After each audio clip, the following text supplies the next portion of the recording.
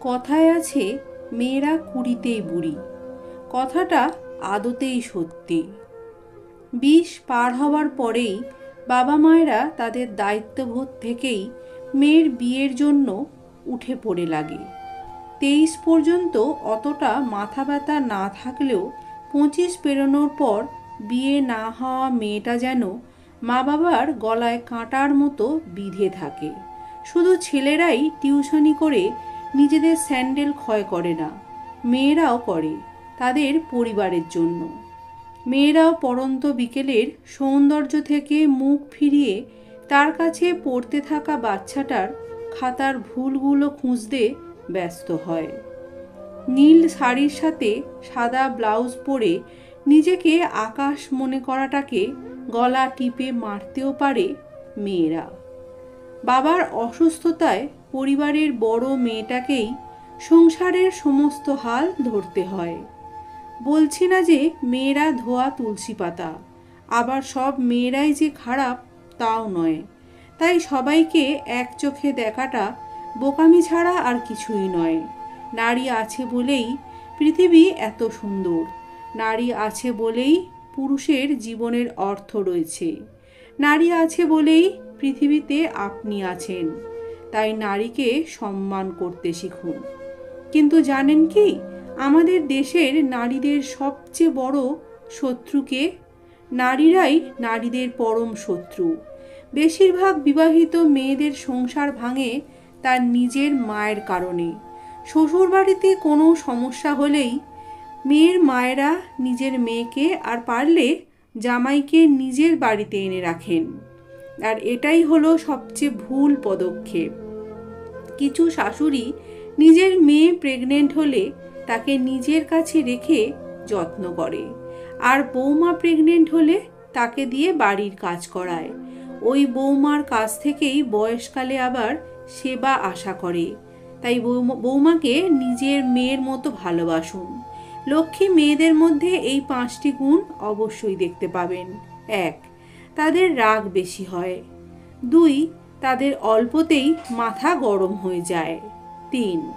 রাগ উঠলে মাথা ঠিক থাকে না। 4. মুখের ওপর জবাব দিলেও মনটা কিন্তু খুব নরম। 5. রাগের মাথায় উল্টোপাল্টা বলে দিয়ে নিজেই আবার কষ্ট পায়। কোনো মেয়েই তার খারাপ রূপটা নিজের থেকে প্রকাশ করতে চায় না, যদি না আপনি তাকে বাধ্য করেন। আবার কোনো মেয়েই আপনাকে উজাড় করে ভালোবাসবে না, যদি আপনি তার কাছে নিজেকে সেইভাবে প্রেজেন্ট করতে না পারেন। একটা মেয়ে যতই ভালো হোক না কেন, আপনি যদি তার সাথে খারাপ ব্যবহার করেন তাহলে সে একদিন ঠিক তার জবাব দেবেই। অপরদিকে একটি খারাপ মেয়ের সাথে আপনি যদি ভালো ব্যবহার করেন তাহলে আপনাকে সে ভালো কিছু ফেরত দেবেই।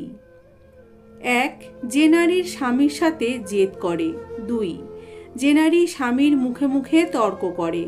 3. যে নারী বাপের বাড়ির লোকেদের কুপরামর্শে শ্বশুর বাড়ির মানুষদের সাথে খারাপ ব্যবহার করে।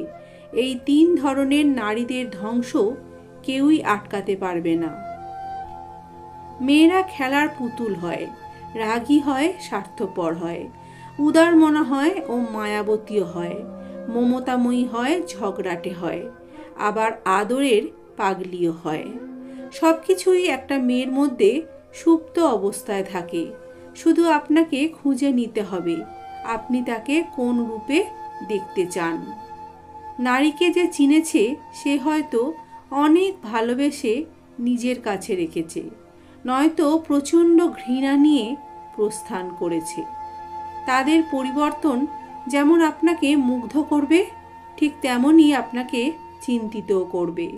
নারী ছলনাময়ী হয় যারা বলেছিল, তারা অতি যত্নে বুকের পাঁজরে নারীকে আগলে রাখতে চেয়েছিল। ভালোবাসার সংজ্ঞা কি তাদের কাছে জেনে আসুন, যারা বোকার ন্যায় দূর থেকে দেখে গেছে, কাছে আসার সাহস দেখায়নি। নারী যাকে ভালোবেসেছে তার চোখের জল দেখেছে, না পাওয়ার গল্পে পূর্ণতা এনেছে। যাকে কখনো ভালোবাসেনি তাকে ছুঁয়েও দেখেনি, ক্লান্ত কাঁধে মাথা রাখেনি, দূর থেকে দেখে গেছে পুরুষ মানুষ কতটা ভালোবাসতে পারে। সব বাবার কাছেই তার মেয়ে রাজকন্যা, কিন্তু সব স্বামীর কাছে তার স্ত্রীরা রাজরানী নয়। তাই বলে এমনটাও নয় যে কোনো মেয়েই স্বামীর কাছে কখনোই রাজরানী হতে পারেনি। সব প্রেমিকের কাছে প্রেমিকা খারাপ নয়, তেমনি সব প্রেমিকার কাছেও প্রেমিক কাপুরুষ নয়। অর্থাৎ আপনি যেমন, তেমনি অপর মানুষটার কাছে আপনি তেমন। তাই কবিতায় বলা হয়েছে, মেয়েরা হলো জলের মতো, তাদের যে পাত্রে রাখা হয় সেই পাত্রের রূপ ধারণ করে।